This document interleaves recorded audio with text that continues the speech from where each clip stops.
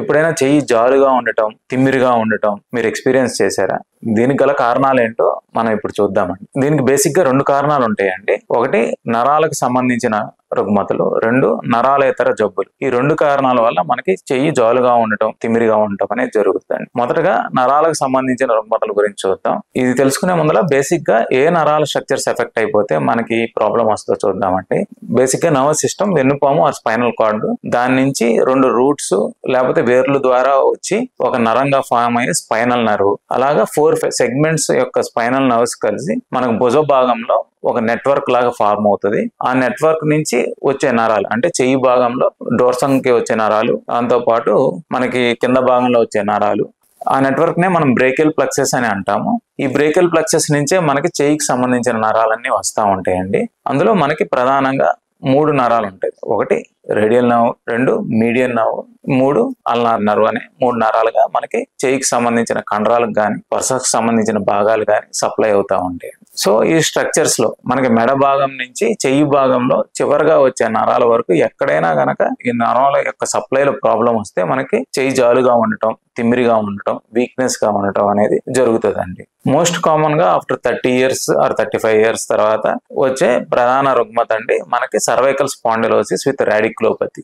అంటే మనం first discuss చేసామండి, వెన్నుపాము నుంచి వచ్చే 2 రూట్స్. ఆ రూట్స్ మనకి మెడ భాగంలో డిస్క్ లో గనక డిస్క్ జారి గాని, ఒకవేళ మెడ భాగంలో ఉండే ఎముకలు అరిగి గాని వీటి మీద ఒత్తిడి వస్తే గనక మనం దీన్ని రాడిక్యులోపతి అంటాం. ఈ రాడిక్యులోపతి అనేది చాలా సివియర్ పెయిన్ అండి. తల ఇటు తిప్పినా పెయిన్ ఎక్కువైపోతుంటాం. దాంతో పాటు మెడ భాగం నుంచి చెయ్యి భాగం నుంచి భుజం మీదుగా చెయ్యి మొత్తం జాలుగా రావటం అనేది జరుగుతూ ఉంటది. ఇది మెయిన్ గా మనకి వర్టిబ్రల్ బాడీస్ లో కానీ పైనలో ఉండే డిస్క్లలో యొక్క అలైన్మెంట్ మార్పు వల్ల కానీ వచ్చే రుగ్మత అండి. ఇంకోటండి, ఇక్కడ నెట్వర్క్ ఆఫ్ న్యూరాన్స్ ని మనం బ్రేకియల్ ప్లెక్సస్ అంటాము. ఈ బ్రేకియల్ ప్లెక్సస్ మీద కనుక ప్రెషర్ వస్తే చెయ్యి మొత్తం సివియర్ గా ప్రెషర్ రావటము, దాంతో పాటు పెయిన్ రావటం, తిమ్మిరి రావటం, వస్తువు పట్టుకుంటే ఈ తిమ్మిరి ఎక్కువైపోవటం అనేది జరుగుతూ ఉంటది. ఇది చాలా ఎక్స్క్రూషియేటింగ్ సివియర్ పెయిన్ అండి. దీన్ని బ్రేకియల్ ప్లెక్సోపతి అంటాం. ఇది ప్రధానంగా మనకి డయాబెటీస్ లో ఎటువంటి కారణం లేకుండా రావచ్చు. దాంతో పాటు మనకి ఊపిరితిత్తుల్లో గానీ ఎక్కడైనా కణిత మాదిరి వచ్చి దాని మీద ప్రెషర్ రావటం వల్ల కూడా ఇది రావచ్చు. కొన్నిసార్లు మోస్ట్ కామన్ గా మనకి రోడ్ ట్రాఫిక్ యాక్సిడెంట్స్ లో ఈ నరాల కట్ట ఈ క్లావికల్ కి ఒత్తిడి కావటం వల్ల కానీ దాని వల్ల కూడా మనకి వీక్నెస్ రావటము, ఈ ప్లెక్సోపతి రావటం అనేది జరుగుతుంది. ఫైనల్ గా అండి, ఈ బ్రేకియల్ ప్లెక్సస్ నుంచి వచ్చే నర్వ్స్, అందులో ప్రధానంగా మనకి ఈ భాగంలో డోర్సమ్ ఆఫ్ ద హ్యాండ్ లో మనకి సప్లై చేసే నర్వ్ రేడియల్ నర్వ్. ఇది ఎక్కువగా మనకి ఆల్కహాల్ తాగి పడుకుంటారు, అడ్డదిడ్డంగా పడుకోవటం, చెయ్యల నైట్ టైం వదిలేసి పడుకోవటం వల్ల ఇక్కడ ఉండే నరం ఎఫెక్ట్ అయిపోయి ఏదైనా వస్తువు పట్టుకోలేకపోవడం, దాంతోపాటు ఈ భాగంలో పెయిన్ రావటం, తిమ్మిరి పోవటం అనేది, మొద్దు బారటం అనేది జరుగుతుందండి. ఇది రేడియల్ నర్వ్ పాలసీ. ఇంకోటండి మీడియల్ నర్వ్. మనకి చెయ్యి భాగంలో ఈ భాగంలో సప్లై చేసేది మీడియన్ నర్వ్. ఇది ఎక్కువగా ఆడవాళ్ళలో, థైరాయిడ్ పేషెంట్స్, డయాబెటీస్ లో ఈ నర్వ్ అనేది ఎఫెక్ట్ అయిపోతా ఉంటది.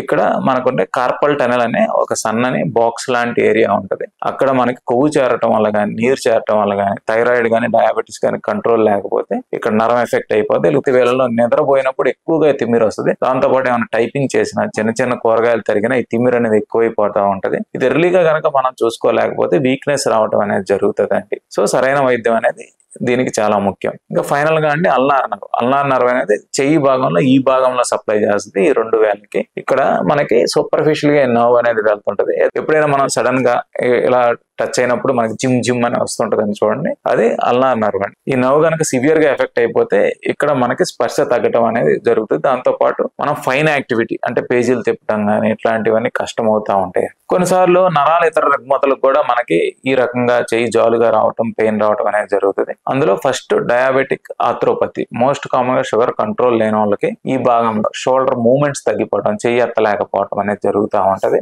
దేనివల్ల అంటే ఇక్కడ మనకి షోల్డర్ జాయింట్ లో ఉండే గుజ్జు ఆరిపోవటం వల్ల డయాబెటిక్ షోల్డర్ ఆర్థ్రోపతి వస్తుంది. దీన్ని మనం ఫ్రోజన్ షోల్డర్ అంటాం. అంటే చెయ్యి వాళ్ళు ఎత్తలేరు, దాంతో పాటు వాళ్ళ లిమిటెడ్ మూవ్మెంట్స్ వల్ల నర్వ్స్ ఎఫెక్ట్ అయిపోయి వాళ్ళకు కూడా తిమ్మిరిలాగా రావచ్చు అండి. ఇది మనం స్పెసిఫిక్ గా మనం డయాగ్నోస్ చేసి వాళ్ళ షుగర్స్ కంట్రోల్ చేసుకోవటం ద్వారా మనం వైద్యం చేయొచ్చండి.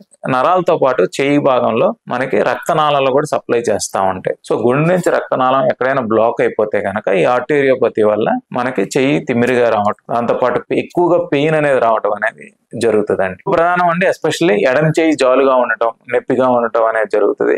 ఎస్పెషల్లీ మనం దీనికి కాషియస్ గా ఉండాలి. ఇది దాంతోపాటు గుండె దడ రావటం, ఈ పెయిన్ వచ్చినప్పుడు చెమటలు రావటం, కళ్ళు తిరిగినట్టు ఉండటం, ప్రాబబ్లీ మనం ఇది చూస్తే కనుక ఇది మనకి typical presentation of heart attack ఏమని మనం ముందరగా గమనించుకోవాలి.